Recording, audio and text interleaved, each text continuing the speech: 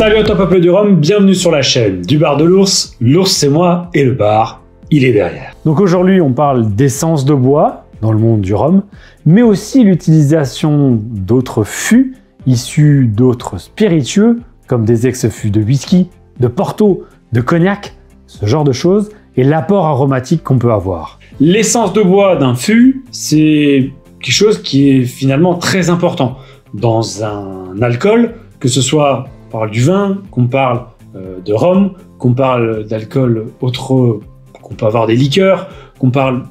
À partir du moment où ça rentre dans un fût, ça a vraiment une importance, bien évidemment, puisque ça va vieillir à l'intérieur du fût, ça va échanger avec le fût. J'ai des petits fûts à côté de moi, j'ai un 5 litres et un 1 litre ici présent de la tonnellerie de Navarre. Salut Willy, salut les gars si vous nous regardez.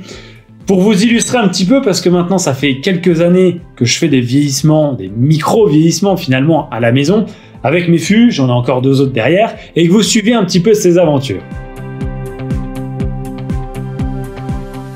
Alors ceux-ci, ils sont faits en chêne. Le chêne, ça représente une très grosse partie des fûts qu'on va retrouver, notamment en Europe, et il y a une raison qui est toute simple, c'est que en Europe, c'est l'endroit de prédilection, tout simplement de l'endroit où pousse le chêne avec le climat qu'on a. En France, on a 35% quasiment de la France métropolitaine qui est recouverte de forêt, et à peu près 30% de ces 35%, c'est des chênes, peu importe l'espèce de chêne que vous avez. Donc, on va dire que c'est un arbre qui est plutôt commun chez nous, qu'on a l'habitude d'avoir. Donc déjà, c'est forcément un point qui va faire que tu vas trouver beaucoup.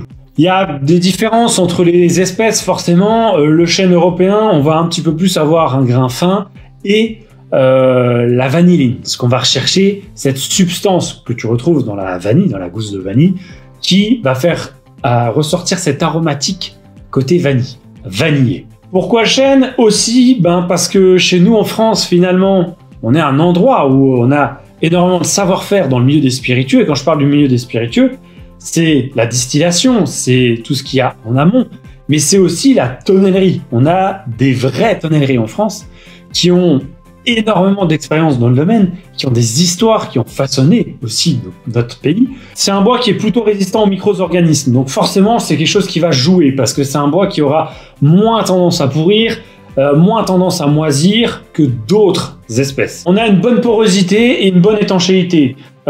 Il faut une étanchéité forcément avec le bois pour pas que ton liquide sorte de ton fût, mais ce qu'il faut aussi, c'est qu'il y ait une porosité, parce qu'il faut qu'il y ait des échanges. Il faut que ton alcool à l'intérieur puisse s'échanger avec le bois et avec l'air indirectement.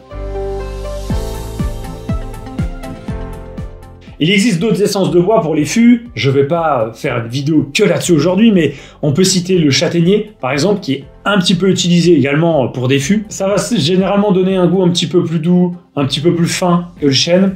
Ça va jouer un petit peu moins que le chêne, et ça va colorer un petit peu plus, ou d'une manière un petit peu plus orangée. Mais ça peut donner des notes peut-être un petit peu plus âpres, un petit peu plus amères. On a le merisier, on a le cerisier également qui sont utilisés, mais à petite échelle, c'est pas énorme. Je sais que quand j'ai été à Cognac, il y avait ce genre de choses qui étaient faites pour des petites productions de cognac.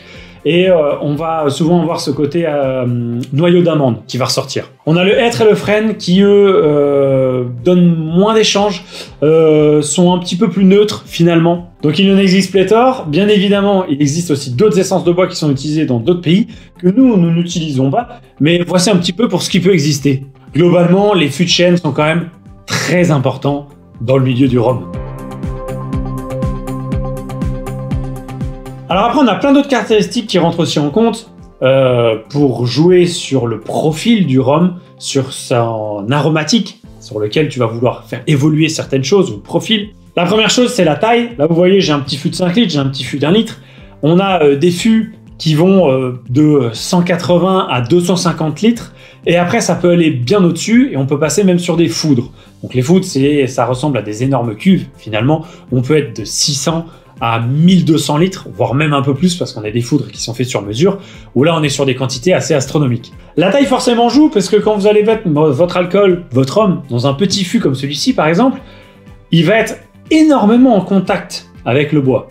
Si je prends un fût, déjà je vais sur un fût de 5 litres, il y aura moins d'alcool qui sera en contact avec le bois. Et si je pars sur un fût de 30, 40, 50 litres, j'aurai encore moins de surface en contact avec le bois et donc avec l'extérieur. Généralement, plus le fût est petit et plus le développement des arômes, l'aromatique va évoluer vite. Plus l'interaction avec le bois et avec l'extérieur va être rapide. Donc le vieillissement ou la maturation va être accéléré entre guillemets par rapport à des fûts ou des foudres de très très grosse contenance. Après, on a une autre caractéristique, c'est le bousinage ou la chauffe de notre fût.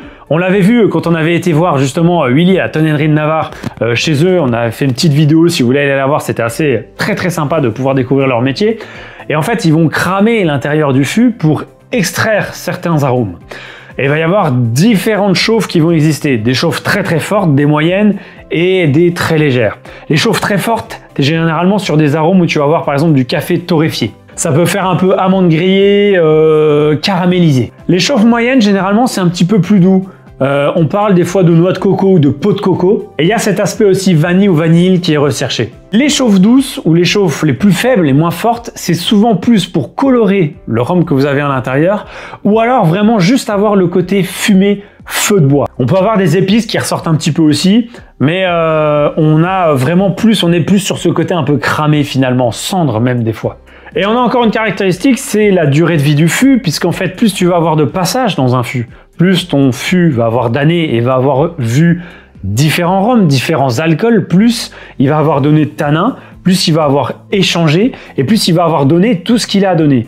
Donc plus un fût est vieux, moins tu vas avoir d'échanges finalement. Un fût plus vieux va être moins cher à acheter pour un embouteilleur indépendant par exemple, ou distillerie, mais on sublimera moins son rhum, son jus qu'on a à l'intérieur de notre fût. Le fût sera un peu essoré finalement et il aura donné tout ce qu'il pouvait donner. Alors bien évidemment, un fût de 10 ans qui est bien conservé, qui a déjà vu par exemple 2 rhums différents, voire même un cognac en début de vie, il peut encore servir en contenance et du rhum à l'intérieur va vieillir de la même façon qu'il vieillira dans une barrique plus récente. Mais ça fera beaucoup moins d'échanges et il n'y aura plus d'énormes changements avec notre jus. Et après, on a une différence aussi qui est très importante à noter, c'est la différence entre vieillissement, maturation et finition, qui sont deux choses très différentes. Donc le vieillissement, c'est le fût dans lequel va rester ton rhum et il va vieillir 1 an, 2 ans, 3 ans, 4 ans, 5 ans. La finition, c'est quelque chose qui sera moins important en compte d'âge que le vieillissement. Si j'ai un rhum de 5 ans d'âge, par exemple comme celui-ci, une finition ça sera une finition d'1 an, de 2 ans, de 3 ans. Après, généralement, on passe à un double vieillissement, sinon, si on va au-dessus.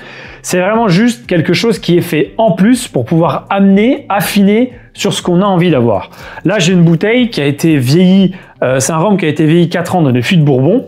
Et on a eu un vieillissement en plus qui a été fait pendant 1 an dans des fûts de cognac, d'ex-cognac. Donc on pourrait presque appeler ça finalement une finition, même sur 1 an. Parce que l'objectif, c'est d'amener en fait notre rhum, qui a vieilli déjà 4 ans, à vivre quelque chose d'autre et à ce que le cognac lui amène une autre patte, un autre ADN, lui change un petit peu son ADN. Les deux, vieillissement ou finition, ça peut être fait avec n'importe quelle essence de bois. Ça peut être fait avec n'importe quel fût finalement. On peut aussi avoir un rhum qui a vieilli pendant 4 ans dans un fût de whisky et on l'a remis 6 mois dans un fût de whisky aussi, mais plus récent ou avec un whisky tourbé, pour vraiment aller chercher ce côté herbacé. C'est possible. Au-delà d'un certain temps, donc au-delà de 6 mois, 1 an et demi, on parle plus de finition, mais on parle effectivement normalement de double vieillissement ou de seconde période de maturation, de vieillissement sur notre homme. Généralement, la finition, elle est là pour chercher quelque chose de très précis. Le vieillissement, des fois, on cherche effectivement à avoir quelque chose, mais sans que ce soit trop prononcé. La finition, généralement, on veut vraiment aller chercher une note, quelque chose d'intéressant avec le fût qu'on va utiliser. Bon, la partie qui intéresse beaucoup de monde, c'est le goût et les saveurs extraites avec tel ou tel fût. Alors pareil, je vais peut-être pas tous les citer, mais je vais citer ceux qu'on retrouve souvent dans le monde du rhum. Là, j'ai un petit Savannah, par exemple, celui-ci, il a été vieilli en fût de cognac. Le fût de cognac, qu'est-ce que ça apporte? Le fût de cognac, pour moi, de ce que j'ai goûté, de ce que j'ai testé aussi sur mes vieillissements maison, on a souvent ce côté sucrosité, ce côté rondeur, et il nous amène généralement, le rhum, il va réussir à l'arrondir un petit peu ton rhum. On a un côté un petit peu fruit sec, relativement doux. On a ce côté lit de raisin, un petit peu sucré. Je trouve que les fûts de cognac, généralement, on a vraiment cette pâte arrondie, douceur qui vient des fois sur des rhums trop puissants ou trop forts. Ça vient on va dire, ramener une petite caresse et les rendre un petit peu plus faciles à appréhender ou à boire. Le fût de cognac, pour moi, c'est quelque chose d'assez consensuel. Généralement, quand c'est fini en fût de cognac, une finition du fût de cognac, généralement, ça t'apporte quelque chose, ou vieilli en fût de cognac, ça t'apporte vraiment une pâte plutôt douce, plutôt chaleureuse. Après, on a quelque chose qu'on retrouve souvent, c'est les fûts de Bourbon. Pourquoi on les retrouve souvent? C'est simple, c'est que aux États-Unis, le Bourbon, il faut que le fût soit neuf. Et si on fait du Bourbon, une fois que notre fût il a été rempli et vidé une fois, malheureusement, il faut qu'on fasse passer à autre chose et on remet des fûts neufs. Donc forcément, ils inondent le monde avec des fûts de Bourbon. C'est pour ça que on retrouve énormément de fûts de Bourbon, et notamment sur les Martiniquais et Guadeloupéens qui sont forcément du côté des États-Unis, du côté de l'Amérique, ils peuvent récupérer généralement des fûts de Bourbon. Alors il y a eu un moment où il y a eu les prix ont énormément augmenté, je sais pas pourquoi, mais a priori, c'est logique qu'on retrouve des fûts de Bourbon à droite, à gauche sur la planète, parce que c'est des fûts qui ont une durée de vie dans le Bourbon qui est unique. Alors le Bourbon, on va avoir ce côté vanille qui va être accentué avec le Bourbon. On va avoir un côté un petit peu brioché, un petit peu caramélisé. Ça fait presque un petit peu pain sucré. On a presque même ce côté des fois un petit peu onctueux, voire crémeux qu'on peut retrouver. C'est finalement un fût qui fonctionne très bien avec le monde du rhum, parce que le rhum va retrouver ce côté un petit peu vanille. On va avoir quelques épices et une douceur un petit peu caramélisée qui peut te permettre d'avoir un profil légèrement toasté, légèrement rehaussé. Ce petit côté vanille qu'on recherche souvent quand même, mine de rien, qu'on trouve souvent dans le monde du rhum. Donc généralement, c'est un mariage qui fonctionne plutôt bien. Après, on a des trucs qu'on retrouve souvent donc dans les ron, R-O-N, dans les traditions hispaniques, ce qui est logique, les Oloroso, Cherry, Xérès. On est sur des vins espagnols et qui vont amener un côté noisette, un côté noix sur le rhum. Ça n'a rien à voir avec la cerise. Cherry, c'est S-H-E-2-R-Y. C'est des fûts qui finalement vont amener un tout petit peu de côté épicé, un petit peu corsé, mais avec une douceur liquoreuse. Et ce goût vraiment côté noisette cramée, que tu retrouves systématiquement quasiment. Après, chez nous, en plus du cognac, on retrouve aussi Armagnac et Bas Armagnac. C'est un petit peu différent, c'est souvent un petit peu plus brut, les fûts d'Armagnac, et un petit peu moins rond, un petit peu plus anguleux que le cognac. Mais du coup, moi j'aime bien. On peut avoir le sous-bois vert un petit peu. Il y a du fruit sec, il y a du raisin sec. Et par contre, je trouve que pour moi, c'est pas toujours une réussite quand on a des fûts, finalement, d'Armagnac ou Bas Armagnac. Des fois, ça peut être un petit peu trop brut. Et avec le rhum, ça peut rendre des choses relativement corsées quand même. Alors bien évidemment, on a les fûts de whisky qu'on retrouve dans le monde du rhum aujourd'hui. On a les fûts de Bourbon qui, attention à différencier du whisky, puisque le Bourbon c'est minimum 51% de maïs, donc c'est plutôt fait à base de maïs. Les whiskies qui sont plutôt faits à base de céréales, en règle générale. Sur les fûts de whisky, c'est souvent que tu vas avoir, on va aller rechercher, on va avoir des fûts extourbés. Et on va aller chercher ce côté fumé, ce côté herbacé, très très fort. Et là, tu vas avoir des produits des fois qui sont très puissants. Forcément, quand tu es amateur de whisky, ce genre de choses, je pense que le petit côté là, ça peut que être un coup de cœur. Après, on a les whiskies un petit peu plus classiques, que j'appelle les classiques, un petit peu moins compliqués à appréhender, en tout cas pour moi, amateur de rhum. C'est les whiskies de grains, ce genre de choses, les whiskies de céréales, où on va moins avoir ce côté tourbe, moins avoir ce côté frais. On va plutôt avoir ce côté effectivement un petit peu terre qui va pouvoir venir sur ton rhum. On va avoir des notes un petit peu plus fraîches, peut-être un petit peu plus florales, et voire même on peut retrouver un petit peu le côté tabac. On a notamment HSE, la maison martiniquaise, et Roselier, pas loin de chez nous, qui font du whisky en Lorraine, qui ont fait des partenariats, qui ont fait des fûts, donc qui ont fait du rhum avec une finition ex-fût de whisky, et qui ont fait du whisky avec une finition ex-fût de rhum, et pour le coup c'était plutôt sympa. Si vous voulez goûter, je crois qu'il y a des samples qui se trouvent à droite à gauche sur certains sites, c'est plutôt cool comme expérience. Après forcément on parle de France, on a le vin. On a le vin rouge et le vin blanc.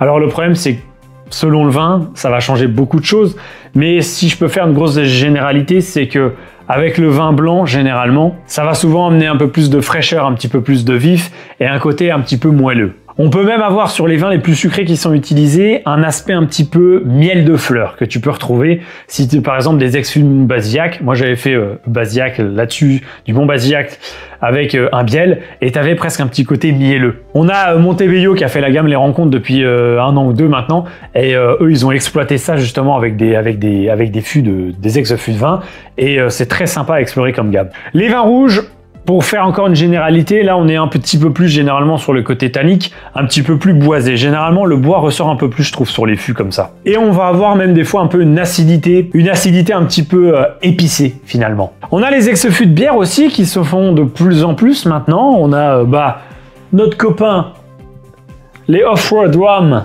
ici présents, Vagabond Spirit où là le Venezuela il a été mis dans une ex-stout beer et t'as effectivement le côté un petit peu fumé, le côté un petit peu caramélisé, toasté très fort de la bière, presque un peu goudronné que tu vas retrouver sur le rhum et qui amène une vraie patte pour le coup là. Alors pour finir, parce qu'on va pas tous les citer, mais on a aussi les fûts de Porto qui sont utilisés à beaucoup plus petite échelle, beaucoup moins. On avait c'est JM qui avait fait des Porto casques, le font peut-être encore d'ailleurs, qui était plutôt pas mal. Après moi c'était un petit peu fort je trouvais. Le Porto il amène ce côté raisin sec, épices douces, il y a le côté un peu fruits noirs, cannelle. Et finalement, c'est assez peu utilisé, mais on retrouve, donc j'ai dit chez JM, il y a HSE, je crois qu'il a fait aussi, et Saint-Aubin. On a Porto rouge et Porto blanc, mais là encore, forcément, ça va apporter des nuances. Voilà pour parler un petit peu des différents fûts et les différents apports en arôme que ça peut vous amener. Alors la liste n'est pas exhaustive, mais c'est pour vous donner une petite idée de ce que ça peut donner